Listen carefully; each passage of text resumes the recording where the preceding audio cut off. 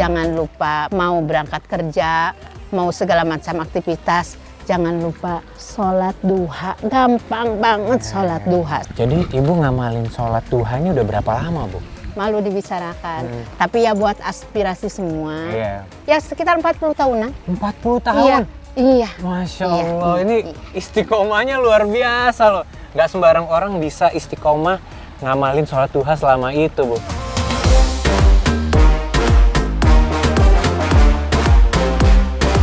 Pesan-pesan buat teman-teman nih, mana tahu sekarang dia masih berkutat sama judi online, apa yang harus mereka lakukan, Kang? Untuk para teman-teman yang masih judi online, udahlah, kita itu dibodohin, itu settingan. Yang ada sengsara, Ya. ada hancur, yang ada habis semua.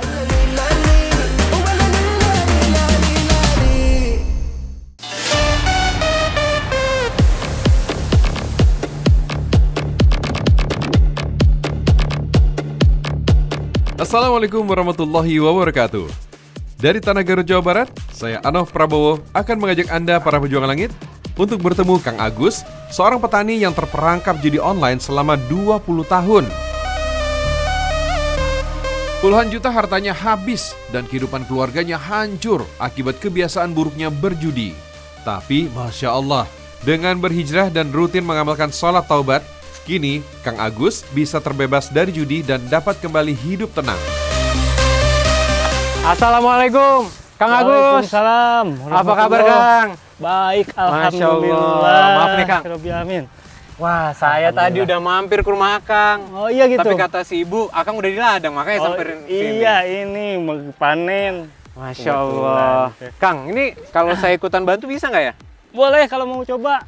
Sekalian saya udah ini sepatu botnya. Oh, dibawain? Iya. Wah, dibawain. alhamdulillah. Oke deh.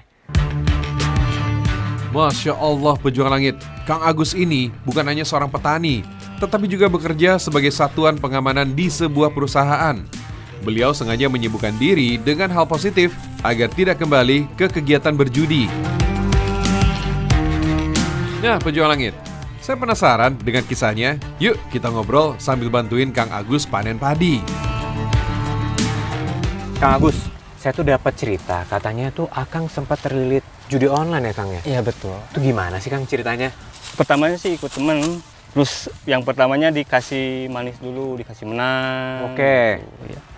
Sampai akhirnya singkat cerita habis semua. Semua harta. Itu modal yang dikeluarin berapa waktu itu, Kang? Pertama sih sedikit. Cuman kan dikasih menang. Jadi ketagihan ya? Itu deposit misalnya 50.000. Oke. Dapatnya 500. Jadi 500.000? Iya, ketagihannya kayak gitu. Wah iya dong, 500.000. Gampang cari uang. Iya. Tanpa kerja gitu. Itu waktunya nggak 10 menit bisa dapat 500.000. Waktu pas main judi online itu istri tahu nggak? Enggak. Diem-diem? Iya, diam-diam.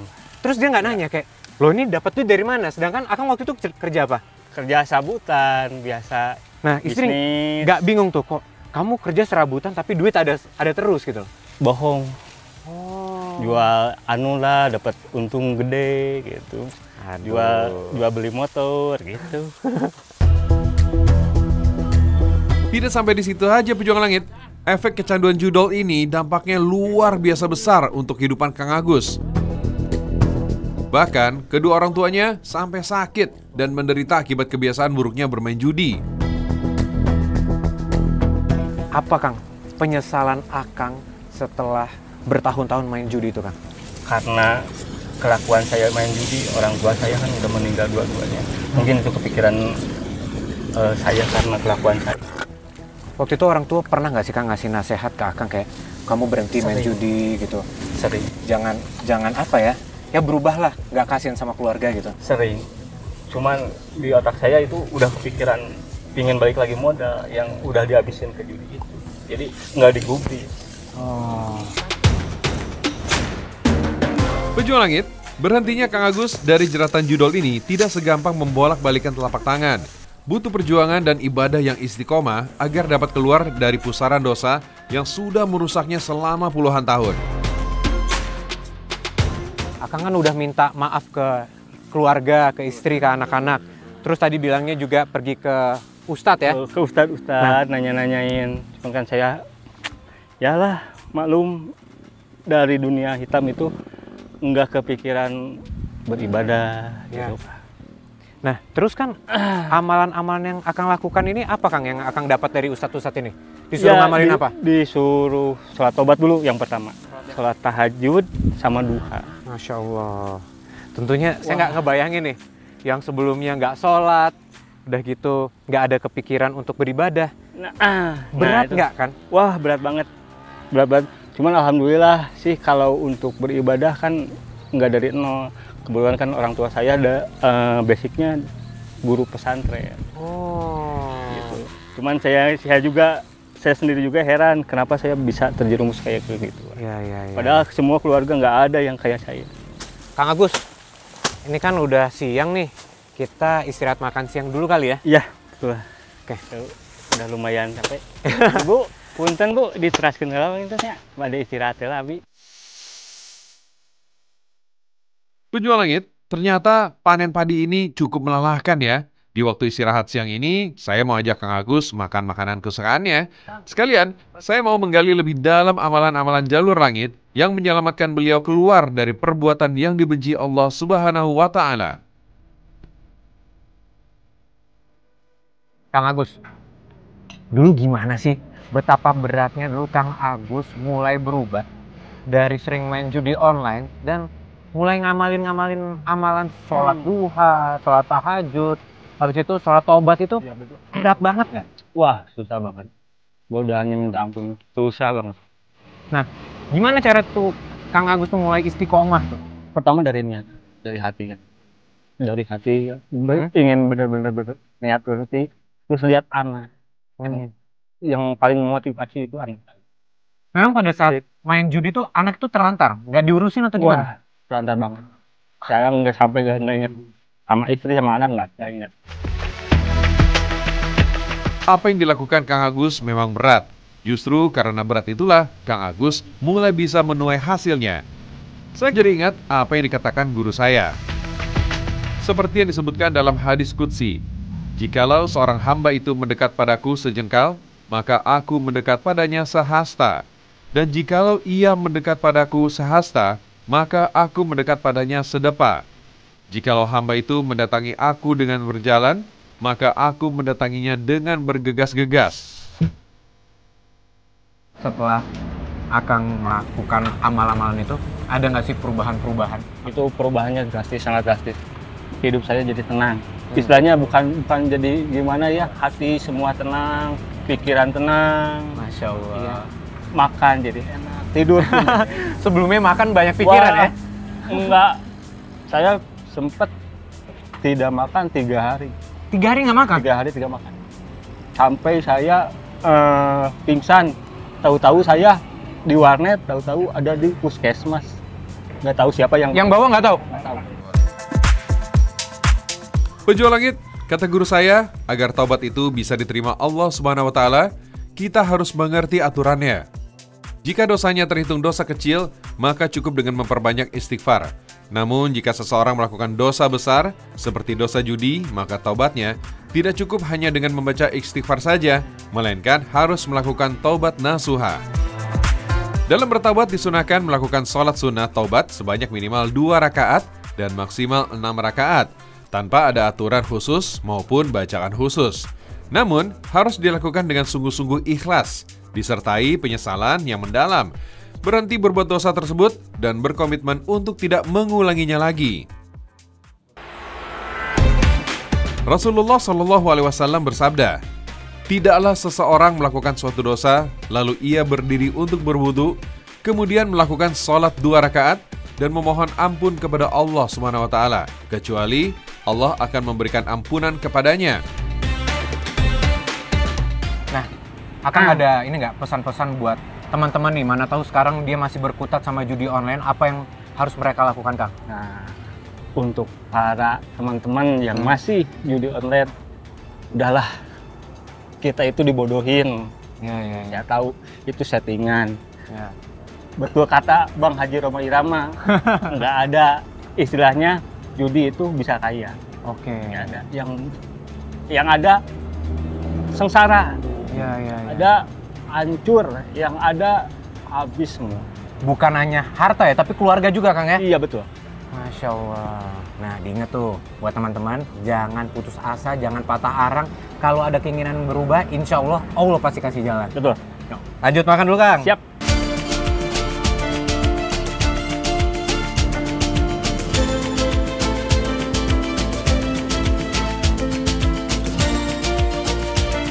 Wah, kalau jadi supervisor harusnya udah nyaman dong hidupnya. Iya. Nah, Kenapa itu. malah nyoba main judi? Nah itu setan. Nah, itu gimana akhirnya? Ketahuan? Ketahuan akhirnya. Kesini saya hampir 60 juta, 67 juta totalnya. Tapi akhirnya setelah perusahaan tahu itu disuruh tanggung jawab ganti rugi Iya, ya? iya betul. Ganti rugi. Itu kembali ke orang tua saya lagi. Oh, dibantuin sama orang tua? Yang bayar semua orang tua. Masya Allah. Saking Pengennya orang tua ya, Akang bisa sembuh lagi ya, bisa balik lagi ya? Sampai kedua orang tua saya meninggal. Ya, Masya Allah. Nah, kalau boleh tahu nih Kang, Akang selain jadi petani, itu sekarang kegiatan apa Kang? Sekarang saya mungkin ya belajar untuk baik. Jadi kegiatan sekarang jadi marbot di masjid. Ya bantu-bantu bersih-bersih di masjid. Selain itu juga saya jadi security. Jadi satpam. Oh itu jadi di sela-sela waktu Akang nggak jaga, nggak jadi satpam. Iya. Oh Akang bertani. Iya bertani. Terus itu bersihin masjid, musola gitu ya? Iya, jadi. Alhamdulillah. Jadinya sekarang udah ada kegiatan yang positif. Jadi nggak ada lagi tuh kepikiran untuk main judi lagi ya? Nggak ada. Alhamdulillah. Luar biasa. Bukan untuk dicontoh. Iya. Mudah-mudahan itu jadi apa ya? Pelajaran ya Kang? Pelajaran. Masya Allah. Untuk semua Kita semua, teman-teman iya. Baik Kang. Mungkin. Makasih banyak udah meluangkan Sama-sama. waktunya Kang. Siap, Cerita-ceritanya sangat menginspirasi. Insya Semoga abis ini nggak ada lagi tuh yang namanya judi online ya Nah. Kang ya. Saya izin pamit juga Kang ya. Amin. Assalamualaikum. Waalaikumsalam warahmatullahi.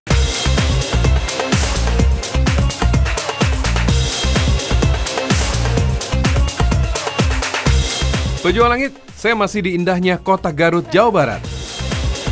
Hari ini saya akan bertemu dengan Kang Ridwan, sosok petani yang punya amalan dahsyat, yaitu berbakti kepada orang tua. Karena amalan dan ridho orang tuanya lah yang membawa Kang Ridwan menjadi petani sukses membangun pertanian dengan teknologi modern dan memiliki kebun super subur seluas 3 hektar. Masya Allah. Pejuang Langit, selain di sisi produksi, kesuksesan juga datang dari hasil pasca panen. Seluruh hasil panen diolah menjadi berbagai produk olahan seperti saus, cabai, bubuk, hingga pasta cabai. Kesuksesan Kang Ridwan dalam membangun Eptilu berdampak baik bagi desa dan warga sekitar. Kang Ridwan memberdayakan masyarakat dan memiliki lebih dari 125 petani mitra, serta merekrut puluhan karyawan untuk restorannya. Masya Allah. Pejuang Langit, saat ini tuh saya mau pergi ke Eptilu. Kebetulan saya nebeng sama ibu-ibu petani di sini. Eptilu itu adalah sebuah pertanian yang mengadaptasi teknologi modern. Nah, ibu ini juga kebetulan mau pergi ke sana, Bu ya. Nah, di sana tuh ada yang namanya Kang Ridwan. Kang Ridwan ini pemilik dari Eptilu itu. Masya Allah. Nah, Kang Ridwan ini katanya punya amalan-amalan jalur langit yang sangat luar biasa. Yuk, kita pergi ke sana untuk gali ceritanya yuk.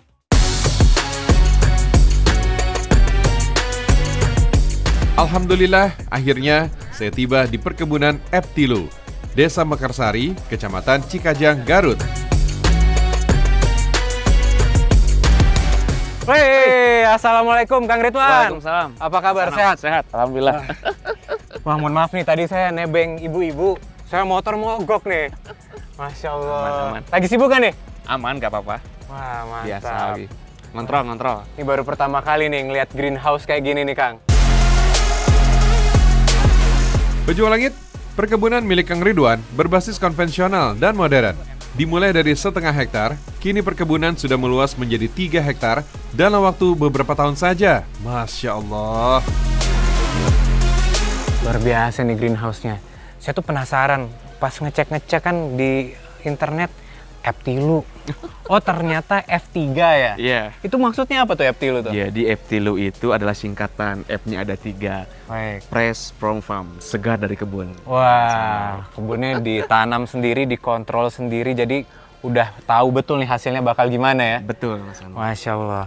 Nah, untuk yang greenhouse sendiri nih, kenapa sih Kang Ridwan kepikiran buat bangun yang greenhouse? Oke, memang kan biasanya petani itu pertaniannya konvensional yang di luar ya. Ya. Jadi saya berpikir untuk inovasi bagaimana caranya supaya hasil produksi tanaman ini bisa meningkat. Oke. Salah satunya dengan sentuhan teknologi. Yang di greenhouse ini dari mulai penyiraman, pemupukan dan pendinginan, kita udah dapat memakai aplikasi lewat handphone. Masya Allah. Pendinginannya pakai apa nih? Ini di atas ada sprinkler, ini untuk pendinginan. Oh, air ya? Air. Wah, keren. Karena kan buah dan daun ini membutuhkan air, tetap membutuhkan Nah, air. kalau greenhouse kayak gini tuh berarti bisa apa ya? Panennya bisa lebih dari 1 kali? Betul. Lebih sering panennya ya? Iya, jadi memang keunggulan dari teknologi greenhouse ini, pertama itu ada peningkatan hasil. Ya. Kalau di luar misalkan tomat itu 2 kilo per pohon, kalau di greenhouse ini bisa mencapai 10 kilo per Oke. pohon. Kesuksesan dan pencapaian Kang Ridwan ini, ia katakan bukan sekedar hasil dari keringat ataupun ilmu yang ia miliki. Ini semua berkat karena doa dan ridho kedua orang tuanya. Awalnya tuh Kang Ridwan katanya nggak ada keinginan masuk kuliah pertanian ya? Betul. Nah, tapi akhirnya nyemplung ke sana, ternyata malah Eptil makin sebesar ini gitu ya? Iya ya? Iya, memang awalnya dulu saya kan memang paling kecil ya, anak paling kecil, memang paling nakal dulu. Saya, Oh ya? Iya, saya memang suka kabur dari kelas itu, kadang nggak semangat untuk belajar. Kalau ada guru yang galak, saya mah kabur lewat jendela gitu. Gitu, tapi itu juga enggak apa ya, nakalnya itu nakal yang produktif. Saya itu kaburnya itu karena malas belajar, pengennya ke kebun gitu, bantu orang tua. Wah, ini nakal tanda kutip nih Iya. ya. Ya, tapi tetap aja nih ya, sekolah nomor 1 ya. Nomor 1, Alhamdulillah betul. selesai juga ya. Alhamdulillah. Kemudian Ya, juga ya. kalau ada apa-apa, kita ini anak-anaknya suka meminta dulu doa restu dari orang tua. Wah, wajib itu ya? Itu wajib, karena Wah. itu adalah apa ya, itu memang berkah dari doa orang tua sangat besar sekali. Pejuang Langit, restu orang tua memang sangat mahal ya. Kalau kata guru saya, restu orang tua itu terikat langsung dengan Allah Subhanahu wa Ta'ala. Karena jika kita mendapatkan restu orang tua, maka ridha Allah pun akan kita dapatkan. Rasulullah SAW bersabda, ridha Allah Subhanahu wa Ta'ala bergantung dari ridha kedua orang tua, dan murka Allah Subhanahu wa Ta'ala bergantung dari kemurkaan orang tua. Berangkat dari hadis tersebut, Kang Ridwan yakin betul bahwa doa orang tua itu menjadi keberuntungan baginya. Masya Allah. Saya kembali teringat akan pelajaran yang disampaikan guru saya, bahwa Allah Subhanahu wa Ta'ala akan memberi keberuntungan bagi siapa saja yang berbakti kepada orang tuanya. Masya Allah. Rasulullah SAW pernah bersabda, siapa yang berbakti kepada orang tuanya, dia akan mendapatkan keberuntungan dan Allah Subhanahu wa Ta'ala akan menambah panjang umurnya. Sekarang, saya mau bertemu dengan Bu Leli yang merupakan ibu kandung dari Kang Ridwan. Beliau ini amalannya nggak main-main. Bu Leli berhasil merutinkan sholat duha selama 40 tahun sampai akhirnya bisa membuat ke-6 anaknya sukses. Masya Allah. Assalamualaikum, Mah. Waalaikumsalam. Assalamualaikum Bu. Waalaikumsalam. Salam kenal, saya Anuf dari Jalur Langit Bu. Terima kasih bisa datang ke Ertil. Sama-sama. Mama tadi nelpon Iwan. Ya, nelpon. Kan Ada itu apa? banyak tamu yang datang. Oh iya. Maaf, ladenin dulu. Layannya. Iya. Baik Mah, siap. Mas Oh. Anop ya, izin ya. Lagi rame ya? Iya, Iya, banyak tamu. tamu yang mau makan ke resto siap, Ertil. siap, siap. Kalau saya ngobrol sama ibu di sini boleh ya? Boleh. Nanti saya susul Kang Ridwan ya. Oke, siap. Oke deh. Izin ya, Mama ya. Iya. Mas Anop ya, izin Ya. ya. Assalamualaikum. Waalaikumsalam. Wah, Bu, nih lagi ngerawat kelinci nih. Lagi jadwalnya makan, Bu. Pejuang Langit, senang sekali rasanya saya bisa bertemu dengan Bu Leli, sosok yang berhasil mendidik Kang Ridwan menjadi anak yang sukses dan berbakti kepada orang tua. Mari kita gali amalan Jarul Langitnya. Bu, tadi tuh saya dengar cerita dari Kang Ridwan, dari petani juga. Kan katanya Kang Ridwan ini sangat berbakti kepada kedua orang tuanya. Semua anak-anak Semua ya sama kakak-kakaknya Kang Ridwan ya. Bukan sama Kang Ridwan aja, semua alhamdulillah. Nah, semua. Ibu sendiri untuk mendidik anak ini ada nggak sih Bu amalan yang Ibu lakukan mungkin? Ibu dari dulu itu suka mengamalkan meski enggak tiap malam, tiap hari, kadang-kadang seminggu 2 kali 3 kali sholat malam. Sholat malam. Jangan lupa karena kalau waktu pedih kita sholat malam, insya Allah mudah-mudahan sama Allah dikabul. Jangan lupa mau berangkat kerja, mau segala macam aktivitas, jangan lupa sholat duha. Gampang banget sholat duha. Sama anak-anak ibu suka dibilangin begitu. Soalnya sholat duha itu jam 7 kurang seperempat juga udah masuk waktu duha. Sebelum aktivitas, usahakan aja, usahakan aja. Enggak lama kok, 5 menit juga enggak. Iya. Duha dulu. Cuman doanya juga Allahumma inna duhauka wal bahauka wal jamaka jamaluka wal quwata quwatuka wal qudrata qudratuka wal ismata ismatuka Allahumma in kana rizki bisama'i wa in kana fil ardi ahrizu in kana musiran faisiru in kana haraman fatahiru in kana baidan faqribhu bihaqqi duhaika wa baika wa jabalika wa quwwatika wa qudratika atini ma ataita ibadaka sholihin. Cuman begitu, itu gampang. Alhamdulillah ibu pas mulai punya anak dulu, alhamdulillah ngerjakan itu. Ternyata benar apa yang dikatakan guru saya, bahwa kalau kedua orang tua sudah mengangkat tangannya berdoa pada Allah Subhanahu wa taala, maka tidak ada tabir antara dirinya dengan Allah Subhanahu wa taala. Nabi Shallallahu alaihi wasallam bersabda, ada 3 macam doa yang pasti diterima tanpa ragu lagi, yaitu doa orang tua, doa musafir, dan doa dari orang yang teraniaya. Bu, jadi Ibu ngamalin sholat duha ini udah berapa lama, Bu? Malu dibicarakan, tapi ya buat aspirasi semua. Iya. Ya sekitar 40 tahunan. 40 tahun? Iya. Masya Allah, ini istiqomahnya luar biasa loh. Nggak sembarang orang bisa istiqomah ngamalin sholat duha selama itu, Bu. Wah, pejuang langit. Kita nih, yang muda-muda apalagi nih, harus mencoba membiasakan diri. Bahkan Ibu bilang, memaksakan diri, Bu ya? Iya. Supaya terbiasa, supaya sholat duha itu udah udah menjadi keseharian kita, Bu. Iya, ya udah terbiasa. Jadi Iya. nyantai aja, tenang aja. Jadi mau kemana-kemana juga nyantai. Iya, sebelum beraktivitas, lakuin dulu sholat duha, Bu ya. Iya. Saya semakin takjub dengan janji Allah Subhanahu wa taala terkait salat duha.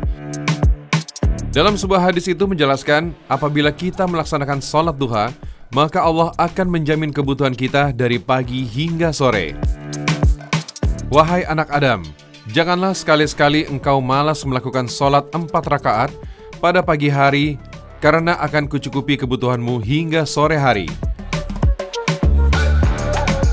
Pejuang langit, inilah satu kuncian amalan yang dilakukan Bu Leli hingga dikabulkannya doa untuk setiap anak-anaknya. Dimulai dari lahirnya anak pertama hingga detik ini, Bu Leli tidak pernah putus melakukan sholat duha pejuang langit. Masya Allah.